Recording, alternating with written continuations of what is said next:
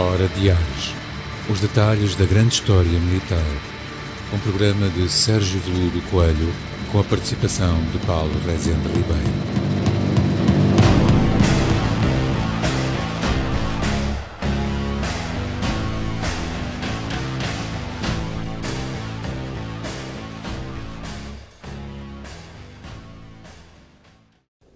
Bom dia, Sérgio. Então, Paulo.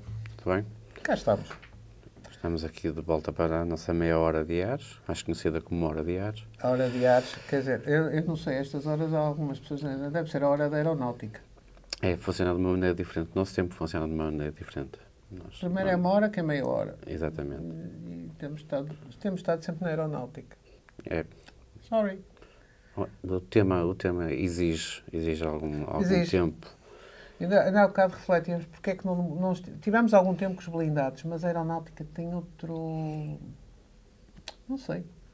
Também não tivemos sempre esta liberdade de irmos um bocadinho pelos nossos afetos. Sim. É mesmo isso. É um bocado isso. E as pessoas, curiosamente, não têm tido nenhuma reação, pelo menos na divulgação que se faz e da reação das pessoas sobre... Acho que emocionalmente os aviões são mais as pessoas relacionam-se mais emocionalmente com o avião do que propriamente com o blindado, por exemplo. Porque é uma coisa que ainda existe. Não, há sempre uma reação que eu noto.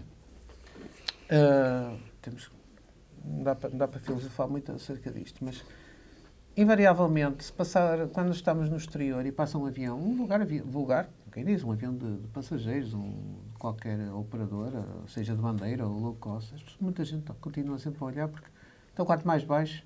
Sim. Temos os plane spotters que vão... Acho que já falei disso uma vez.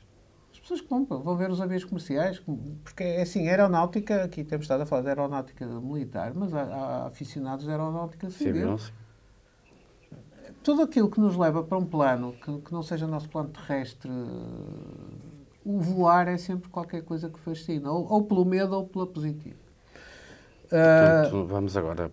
Já tivemos na Batalha de Inglaterra. Da Batalha de Inglaterra, e penso que no programa anterior acho que se teve o cuidado de não se remeter a questão unicamente à Batalha de Inglaterra, e acho que o mote até ficou quase a terminar, se eu não me engano, com a entrada dos Estados Unidos. Sim. De um poder militar que o próprio Japão saberia. O Japão fez uma jogada de risco. E hoje, se calhar, vamos dedicar ao Oriente. Porque tudo começa, a campanha do Pacífico não começa com a declaração de guerra aos Estados Unidos. A campanha do Pacífico até começa muito antes. A campanha do Pacífico começa com uma política expansionista do Japão e notemos uma coisa. Recorda-se há muito tempo, quando foi os programas sobre a Primeira Guerra Mundial, de que lado é que estava o Japão? Estava do lado aliado. Inclusivamente acabou por ser aliado, indireto, um antigo inimigo uns anos antes, que é a Rússia. Eles tinham estado em guerra entre 1904 e 1905. Mas a mudança, e repara, há uma coisa que era imutável no Japão, que era a Casa Imperial Japonesa. Portanto, o Imperador do Japão. Agora, os governos foram-se militarizando para... Assim, se as pessoas perguntarem, são governos de extrema-direita, não se pode aplicar esse conceito de esquerda e direita ao Japão. O Japão não tem estándares iguais aos do Ocidente. Que há uma militarização ou um militarismo crescente no Japão, há. Que há uma filosofia expansionista e até de algum racismo dos japoneses em relação ao resto das raças asiáticas, há. Por outro lado, também não nos podemos esquecer que por entre os japoneses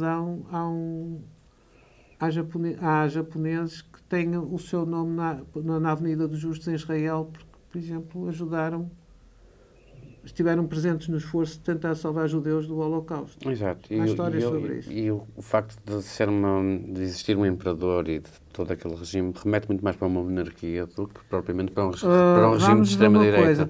Talvez tenha aqui que esclarecer. Eu penso que já acontece, já no Japão dos anos 30 é assim. Com a dinastia Meiji, em 1860, eu não vou fazer aqui a história do Japão, porque isso um dia vamos fazer o programa sobre isso e sinto-me com alguma segurança para falar sobre o assunto. Sim. Há uma coisa que foi lentamente abolida.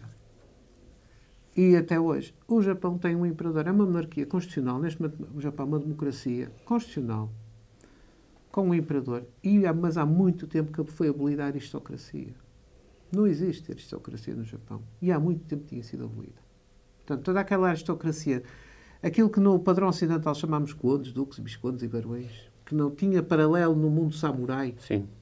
que era uma forma de shogun ou daimyo, isso foi tudo abolido pela dinastia Meiji para abolir os contrapoderes da unidade imperial do Japão. Foi uma política inteligentíssima da Casa Imperial Japonesa. Ora bom, mas isso não impede que o belicoso veio ao de cima e então há uma política estratégica. Mas vamos ver. O expansionismo japonês na década de 30, que se espalha em direção à Coreia e à China, e sobretudo à China, porque a China não é uma potência, no sentido que nós conhecemos, é um extenso território, muito dividido, porque enquanto o Japão é uma unidade política, uma unidade identitária, uma unidade com objetivos muito concretos, até em termos militares, e muito, muito, muito, muito concreto em termos de ter uma marinha, uma força aérea e um exército com missões muito bem definidas, e ter sido a única potência do eixo a apostar no verdadeiro avanço estratégico da Segunda Guerra Mundial, verdadeiro entre alguns, que é o porta-aviões. Note que nem a Alemanha nem a Itália apostaram em porta-aviões. Mas quem é que aposta na força de porta-aviões? O Japão. O Japão tinha um pensamento, de certa maneira, mais ocidentalizado do que se pensa ao apostar numa inovação tecnológica. Aqui a questão é que eles têm logo o Oceano Pacífico ali perto, se calhar justifica-se mais o uso do... Mas o Oceano Pacífico não foi de imediato o avanço, porque o primeiro avanço a sério do Japão é sobre o continente. É o ataque à China e à Manchúria, no início da década de 30, em meados da década de 30. O ataque à Coreia. Portanto, até onde é que o Japão se expande? Até 1939. Até aos limites do Império Britânico. Quando chega aos limites do Império Britânico no Extremo Oriente, para. Até a declaração de guerra de 1 de setembro. Aí, antes de 1 de setembro, para. Não se chega perto, está perto, mas olha para Singapura, mas alto. Porque Singapura é território britânico. Está perto de Hong Kong, mas para. Agora, a China é uma espécie de guerra civil de Espanha em termos... Eu sei que a comparação neste momento vai fazer uma grande confusão. Mas é que toda a gente se mete no conflito chinês. A verdade é uma. A China tem um imenso exército, mas tecnologicamente, também há um mito, que a China é derrotada pelo Japão. Não é derrotada pelo Japão. O Japão vai invadindo parcelas, pontos atrás de pontos, vai fazendo alianças, porque também há aqui uma ideia muito pré-concebida que foi, na base, uma agressão pura e dura e de subjugação. Não, porque a China está dividida internamente em senhores da guerra, em territórios. Parece há um período na história da China, que é a China das Nações. Tem um nome agora que não me recordo, mas é o período, uma dinastia, que é a dinastia dos Nações. Sim. Agora embrulho-me nisto, mas pronto. A verdade é que não há uma unidade política, porque a China está dividida entre já o início de uma facção comunista, que ainda não será bem o mau, mas para lá caminha. A China de Chiang Kai-shek, nacionalista, mas é a República da China, mas que está dividida. Não há uma unidade política. Há generais que fazem o que querem, que lhes sobra tempo. Qual é o primeiro ponto de apoio que o Japão firma? É a Manchúria. E o que é que o Japão vai fazer? Vai criar um Estado fantoche e, politicamente, põe lá o último imperador. Daí o filme. Porque era, de facto, da família imperial chinesa, põe lá um imperador fantoche. E cria-lhes um exército manchucô. E depois continua os ataques à China. Mas ataques, por exemplo, o bombardeio estratégico, apesar da China, em termos de aeronaves, não ter o bombardeiro estratégico também de grande dimensão, mas realiza bombardeios estratégicos a cidades chinesas. Mas sem qualquer problema. É bombardear por ali fora. E depois de bombardear, invadem com tropas. E as atrocidades, sim, nem as descrevo. Os japoneses eram conhecidos por não fazer prisioneiros em nenhuma circunstância. Sim. Só faziam prisioneiros para uma coisa, era como força de trabalho. Sim. fazer uma pesquisa sobre esse assunto e as pessoas vão Portanto, os perceber... que não eram decapitados à espada vão perceber ou como- espetados à baioneta. O quão cruéis eram os... Para que é que Havia sabiam os muitos chineses? muitos manguês no Japão. Exato. Médicos a fazer coisas muito estranhas. É que não há só o Joseph Mengele na Alemanha. Há muitos mangués. Há um departamento que tinha um número, que eu não me recordo, que era um departamento, tinha um número, que fazia experiências nos chineses, nos coreanos, mas sobretudo nos chineses. Sim. E ainda há pouco comprei uma revista que falava das mulheres de conforto, que eram as coreanas e as chinesas que foram obrigadas a prostituírem-se para as tropas japonesas. A partir do momento do 11 de setembro de 1939, todo o travão político ou geopolítico que separava o Japão do Império Britânico, naquele momento era o adversário que mais se apresentava e que estrategicamente era um bloqueio à expansão japonesa e que também tinha objetivos apetecidos pelos japoneses, era o Império Britânico. Ainda não era o Pacífico. Mas isto estamos a falar em questões de meses, porque uma política geoestratégica não é uma coisa que tenha que demorar anos a ser acertada. Qual é o primeiro ataque? O primeiro ataque, antes da entrada dos Estados Unidos na guerra, é às posições inglesas ao longo do Extremo Oriente. Portanto, na faixa toda da costa chinesa, que é Hong Kong, até à Península de Singapura, que cai, e que os ingleses não têm capacidade para deter o avanço chinês. As em Hong Kong tentam resistir, mas aquilo não foi possível. Eles tentaram guarnecer o melhor possível. A Marinha Britânica tentou defender o melhor possível. Aliás, a Marinha Britânica vai ter perdas horríveis no mar, no Pacífico, portanto, no mar da China. Porque a Marinha Imperial japonesa é uma Marinha Imperial que eu considero superior à Marinha Alemã. Porque tem a combinação de todos os fatores, em termos de aplicação estratégica e tática, que até a Marinha Alemã não tinha. Porque tem os seus couraçados muito bem, tem os seus destroyers muito bem, mas tem uma força de porta-aviões de respeito. Ou tem capacidade de projetar forças em termos estratégicos. Muito mais que a Alemanha. Relativamente aos aviões japoneses. Depois tem uma construção aérea japonesa de muito boa qualidade. Curiosamente, nos anos 30, os japoneses andaram a comprar ao Ocidente modelos de aviões. Compraram à Alemanha, compraram à Itália, mas também compraram à Inglaterra e compraram aos Estados Unidos. Nos anos 30. Para quê? Para avaliar pressurizações, motorizações. Por exemplo, há uma coisa que eu penso que está relacionada um pouco com isso. Os primeiros modelos, quando a China inicia nos anos 20, a indústria aeronáutica japonesa aparece logo durante a Primeira Guerra com alguns modelos experimentais fabricados no Japão. E depois a indústria aeronáutica japonesa arranca logo nos anos 20 com biplanos copiados, por exemplo, de modelos italianos. Certo?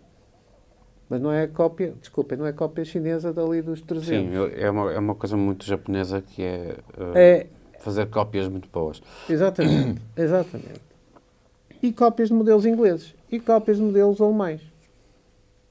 Ou seja, a indústria aeronáutica japonesa lança-se a construir e a emparelhar-se com as forças aéreas ocidentais. Se quisermos pôr isto desta forma, inclusivamente americanas.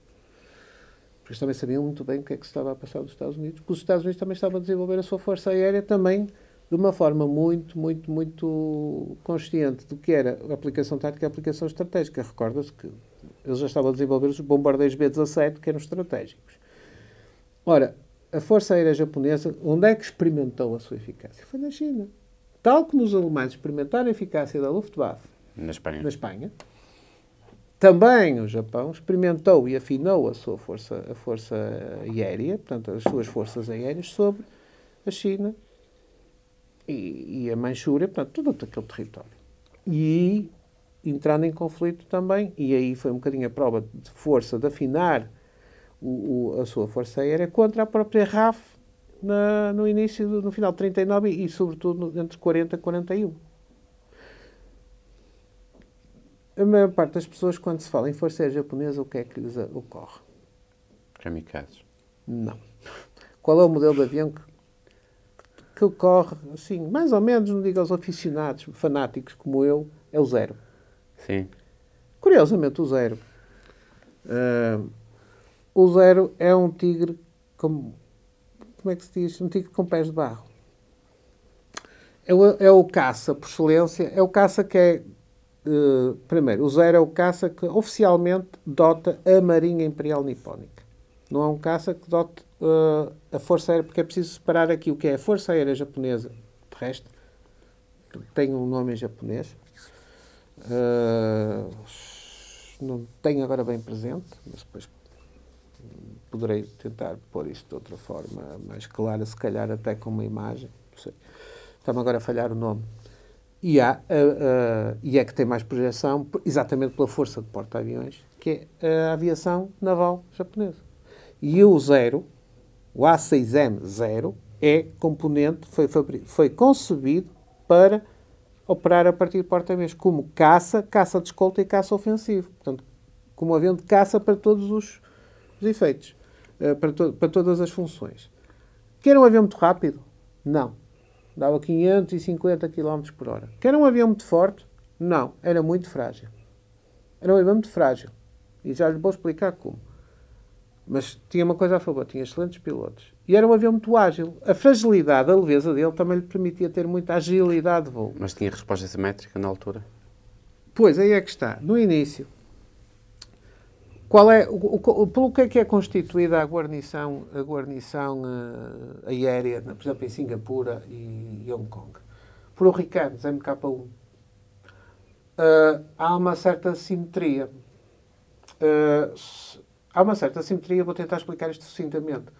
O hurricane é um excelente aparelho, como eu disse, é o cavalo de batalha da Batalha de Inglaterra. Passa a redundância, mas é um avião que tem uma capacidade, o Hurricane é um avião com uma capacidade de suportar estragos brutal. Quer dizer, consegue aterrar meio desfeito. Mas falta-lhe alguma coisa. No caso de confronto com o Zero A6M japonês, o Zero, falta-lhe a agilidade. Eles têm a mesma velocidade. A verdade é que se o Zero se descuidar e puser à frente da bateria de 8 metralhadoras do Hurricane, desaparece. Sim. Transforma-se logo numa bola de fogo. Não é que o piloto se importe, porque eles são todos suicidas. Mas para que isso acontecesse, tinha que ter um piloto japonês que cometesse o erro. E a verdade é que um Zero conseguia-se para fora rapidamente da linha de fogo de um Hurricane. E depois também estava bem armado. Portanto, não havia uma capacidade de resposta, mas e aí é que está. Eu estou só a falar de zeros. Mas é que só havia zeros? Não. Eu nem sequer vou falar, nem toquei nos bombardeiros, nos Betty, nos Nakajima, etc. Não. Há outros aviões, como os Nakajima, que são da Força Aérea do Japão, que obrigavam a ter bases terrestres. E aí é que a coisa complicou, porque com a conquista de parcelas do território da China, o que é que o Japão pôde fazer? Pôde fazer bases aéreas em território chinês para atacar o quê? Pontos ingleses, neste caso, ainda do Império Britânico, porque para lá de Singapura e de Hong Kong, o que é que está? Na Índia. A Índia. E atenção que a questão da Índia não é pacífica, porque boa parte da Índia não está pelo lado dos aliados. Aliás, há uma divisão SS indiana que vai prestar serviço e há um exército de libertação da Índia que faz uma guerra secreta, que pouco se fala, e underground, a favor do Japão, que tomava o Japão como libertadores. Sim. E possivelmente até seria, porque o japonês possivelmente não olharia para o indiano como olharia para o chinês. Sim. Muitos indianos tomavam os japoneses como futuros libertadores. Portanto, a gestão do vice-reinado da Índia é muito, muito complicada. E a certa altura não há barreira. E o poderio aéreo japonês, em que realmente se destaca não só o Zero, mas toda uma quantidade de outros modelos de caças tão bons ou melhores que o Zero. Mas o Zero é o Spitfire do Japão. Mas não tem as qualidades de Spitfire. Sim. Porque há outros caças que realmente... Eu digo os nomes de alguns porque, por vezes, o Ocidente tinha uma tendência de fazer com os caças japoneses o que viria a fazer com os caças soviéticos. Dar-lhes nomes ocidentalizados. Por exemplo, há um caça que é o Tony, que acho que não sei se é da Nakajima, que era um excelente caça. Que, curiosamente, esse Tony mesmo de António, não é um avião de carreira. Ok. Maravilha. Ok. Um avião de carreira, Tony. Não cantava esse. Não. Cantava no sentido em que tinha um motor, sabe que pressão é que tinha? fazia logo dele um avião muito melhor que o Zero. Tinha uma versão japonesa do Daimler-Benz DB. Sabe o que era o Daimler-Benz DB? Era o motor do Messerschmitt F-109. A aviação japonesa tem que ser melhor conhecida. A qualidade que tinha, por exemplo, nos bombardeiros intermédios, os aviões de ataque ao solo. A Força Aérea Japonesa. E embarcados.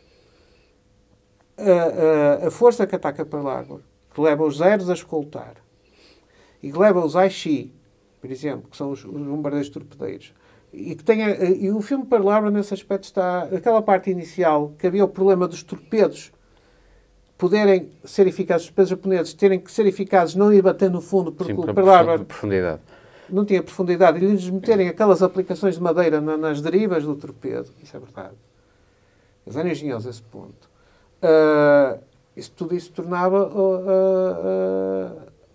a arma aérea japonesa, a força naval ou terrestre, temível.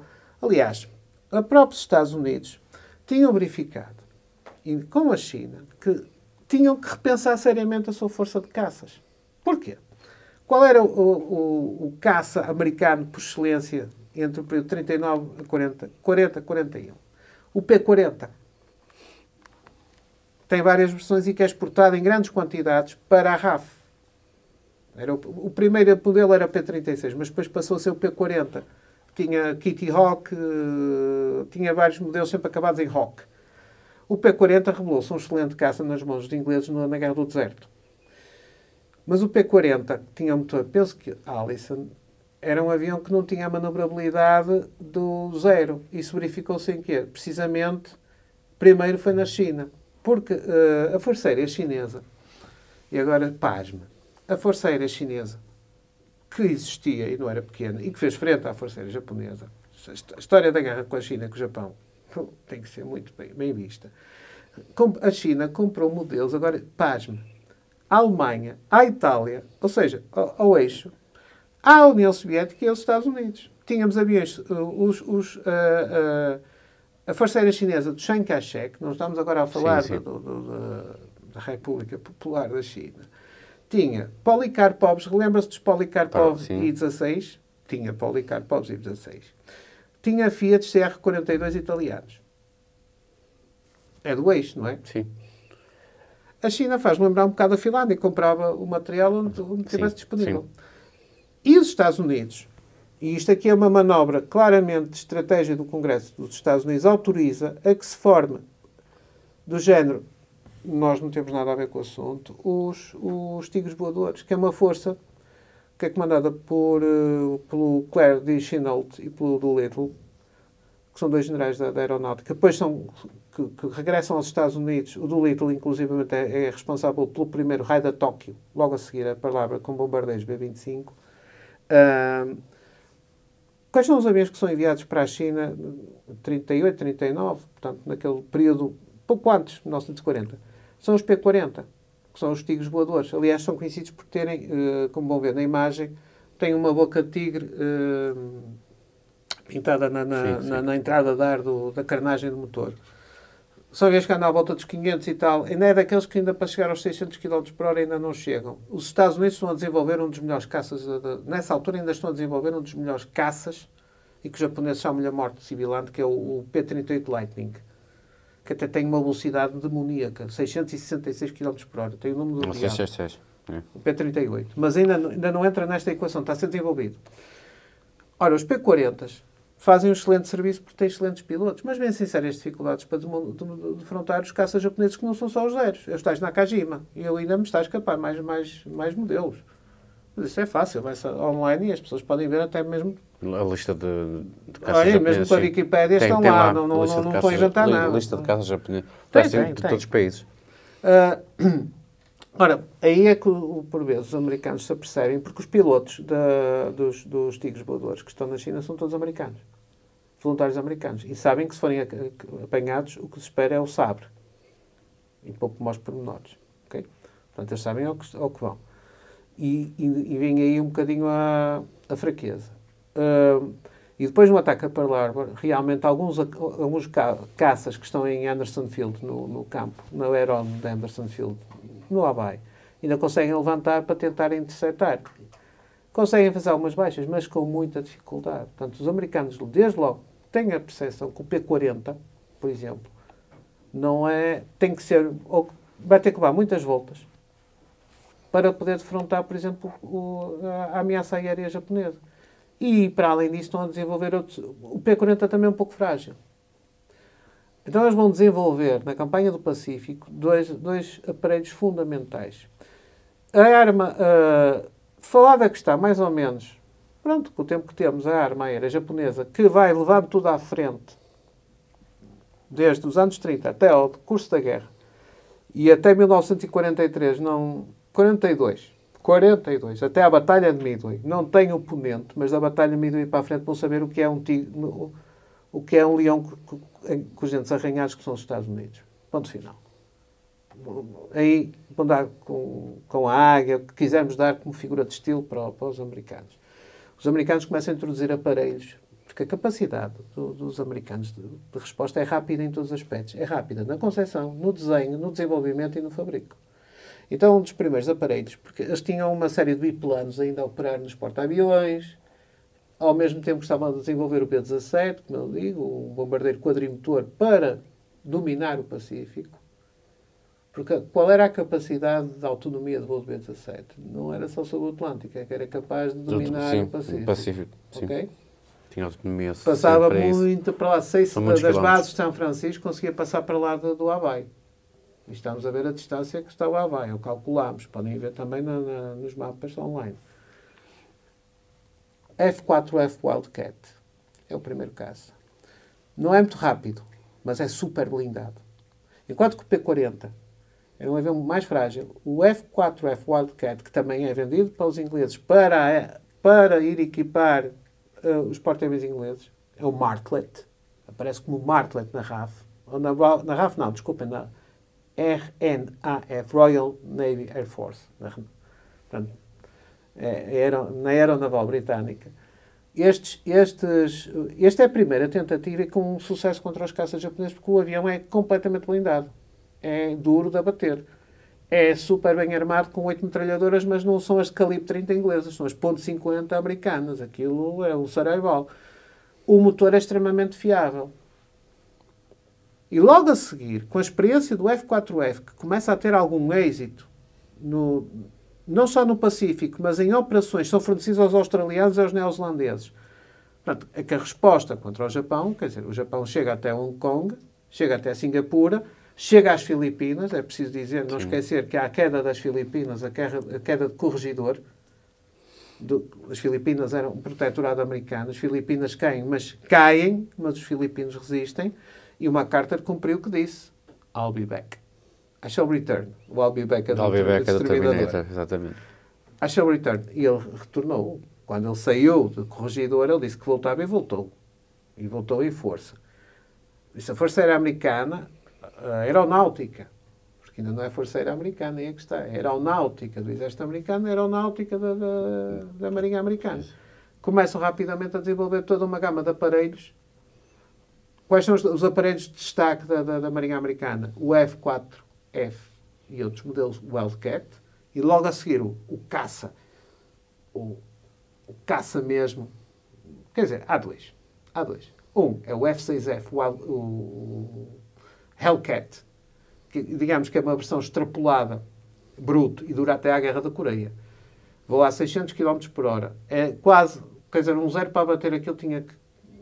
O zero, se lhe pusesse na frente, desaparecia e conseguia ser um caça pesado e extremamente manobrável. Isto do lado naval. E depois vem o caça, um dos mais bonitos. É o que eu digo, eu tenho uma paixão por Spitfire, mas pronto. Que é o F-4 Corsair, com as asas em W, que esse voava a quase 700 km por hora. Digamos que esse aí, tudo que tivesse uma bolinha vermelha na fuselagem desaparecia-lhe da frente. No âmbito terrestre. Está claro a pergunta das pessoas, mas como é que os americanos projetavam no âmbito terrestre a Força Aérea Americana? A Força Aérea Americana vai se destacar mais para o Atlântico e parcialmente para o Pacífico. Quem é que vai suportar a guerra aérea dos Estados Unidos no Pacífico? A Marinha dos Estados Unidos. Sim. Mas aqui temos duas forças aéreas. Agora, deixe-me que lhe diga. Temos o ramo da US Navy, o ramo aéreo, portanto, que está a Força Aérea na Americana. frota enorme de porta-aviões. Primeiro são 3, não é? São os que não estão em Pearl Harbor, que era o Hornet, o Enterprise e outros que me esqueço do nome. Mas depois aquilo começam a sair às quantidades industriais dos estaleiros dos Estados Unidos.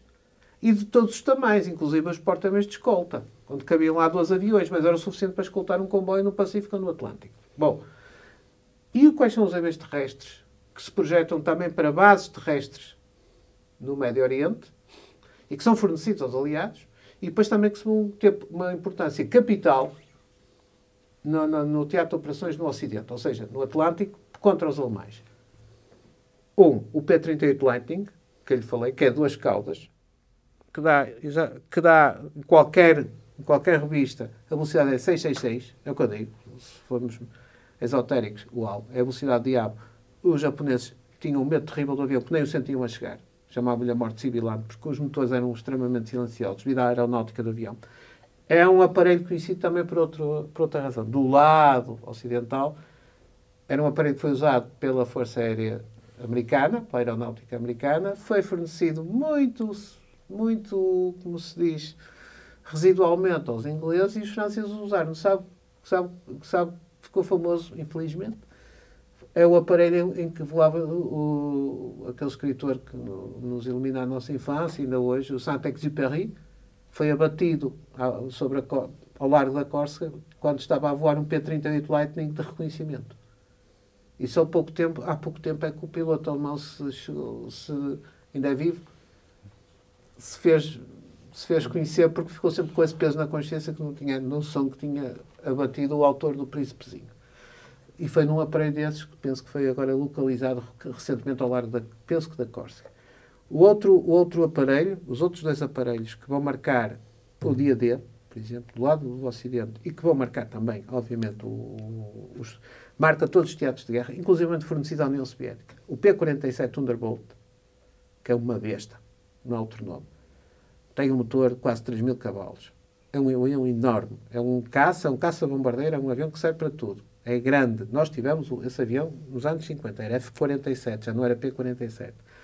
O avião tinha quase 3.000 cavalos de potência naquele motor e ainda tinha um foguete para ajudar a dar propulsão. Portanto, o avião chegava com facilidade aos 740 km por hora. Mas não era em voo picado, era em voo em linha reta. E depois temos o Cadillac, que é o P-51 Mustang, com o motor Merlin Packard, que é o avião icónico dos Estados Unidos, que ainda há muitos a voar e que voam na Coreia. O P-51 Mustang, que aí também qualquer coisa que tivesse uma suástica ou uma bolinha vermelha era bom que saísse da frente. Aliás, os japoneses tentam conceber aviões. Este é tal conceito da resposta simétrica. Alguns modelos japoneses vão ser concebidos para tentar defrontar o P-51 Mustang. Tal como a Alemanha nazi e os próprios italianos tentam conceber aparelhos para defrontar as versões mais desenvolvidas do Spitfire, o MK-16, que já nem tem o Merlin, tem o motor Griffon, que é o desenvolvimento do Merlin com quase 3.000 cavalos também. Os outros aparelhos porque a Grã-Bretanha vai investir em novos modelos, como o Hawker Typhoon, e depois o seu desenvolvimento, que é o Tempest, que é um avião que também dura para os anos 50, na Força Aérea Britânica e na Naval, o Sea Fury, que são os motores, os últimos modelos em motor de pistão, como se costuma dizer, motor a hélice, que vão a velocidades de quase 800 km por hora. Aliás, o Tempest não podia fazer voos picados. Melhor, tinha que os fazer controlados, porque a certa altura começava a entrar a Mach 9, em velocidades de jato, e desagregava-se. Qual é a resposta que os alemães vão trazer? É o fabrico de caças cada vez mais rápidos. A série Focke-Wulf 190, que eu já referi, que vem até um modelo que vem até quase 800 km por hora, que é o TA-154. E depois, que é a saída para o próximo programa, o Messerschmitt 262. O jato. Digamos que quando chegamos a 44, o desenvolvimento dos caças a hélice chegou ao seu limite, ao seu apogeu, que são os caças de alta velocidade, com turbo, e que nos 2 teatros de guerra, e é do lado dos aliados, vão cada vez dominando mais os céus. Porque a vitória dos aliados cada vez vai eliminando a capacidade de resposta do eixo, tanto do Japão como dos alemães. Os italianos também vão ter um avião, que é o Reggiane Falco, penso que é esse, que eles vão tentar ter esse tipo de resposta com motores alemães, mas não vão conseguir. Deixam de ter significância. A resposta alemã e a resposta japonesa começa a ir por um lado de onde? Os japoneses com as bombas suicidas, bombas voadoras, os alemães com as bombas voadoras V1 e V2, e com a introdução dos modelos Messerschmitt 262. Há mais modelos que falaremos no próximo programa. Mas este Messerschmitt é o ponto de partida para um avião a jato eficaz. Não está acontecendo na Inglaterra? Está, porque está-se a experimentar também caças a jato. No final da guerra vai voar o primeiro caça a jato oficial, que depois é, digamos que o primeiro caça a jato oficial da RAF, que é o Gloster Meteor. Por isso está dado o ponto de partida. A guerra aqui está terminada e nós pensamos, e a União Soviética? A União Soviética continuou também a desenvolver aviões. Temos que terminar. O processo também se verifica na União Soviética, sobretudo com os modelos da Lavochkin. O Lavochkin LA-7, que é um excelente aparelho com prestações como a de Focke-Wulf ou do Mustang, porque nós não podemos subestimar aqui o esforço soviético. E as primeiras experiências que eles fazem também com aviões a reação. Penso eu que as primeiras experiências até vêm do fabricante Yakovlev. E depois também da MiG. Por MiG. Por isso, eu penso que aqui conseguimos dar, neste final do programa... E deu para perceber que de 39 a 45 a aviação teve um desenvolvimento absolutamente notável num curto espaço de tempo. É impressionante. Agora, talvez as pessoas, no próximo programa que nós vamos abordar a Coreia e outros conflitos, vão ficar surpreendidas, é que em 1945 não cessou a ação destes aviões a pistão. Exatamente. E iremos ver porquê. Portanto, ficamos por aqui. Vamos mudar da hélice para o jato. Para o jato, no próximo programa. Portanto, não se esqueçam de subscrever o canal, é só fazer like e também deixar o gosto, thumbs up. E sugestões. Sim. Tem uma caixa de comentários. Sim. Usem-no, por favor. Paulo, sempre a considerar. Igualmente, Sérgio. Muito obrigado. Voemos para outros territórios. Exatamente. Outros sistemas.